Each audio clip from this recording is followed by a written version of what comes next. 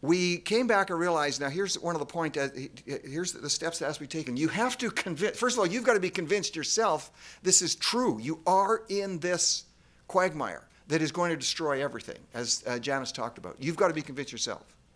For me, I was convinced of that economically, but there's an emotional moment of truth that will come. And it hits different people at different times. We had a protest a day for 4 years, everywhere we went. And I remember early on, one of the protests, as one of the moves that we had taken, we were going to do this amazing thing in Alberta, privatize the sale of liquor. We were still back in the 30s on that one. We're one of the last provinces to move in that direction.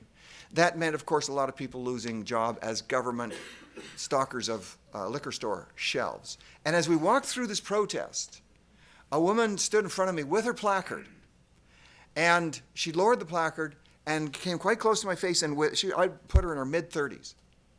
And she wasn't screaming or shouting. She looked at me with tears in her eyes and said, "Mr. Day, I have 2 kids.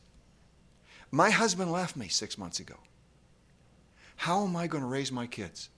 Because I'm out of a job now." She wasn't screaming, and she wasn't shouting, and she wasn't intimidating. And I didn't have an answer for her right there in the midst of that crowd. But that night when I looked in the mirror and thought about that, I had to say to myself, and I wasn't blindly convincing myself, what we're doing now in the long run has the opportunity of making her more prosperous and her kids more prosperous.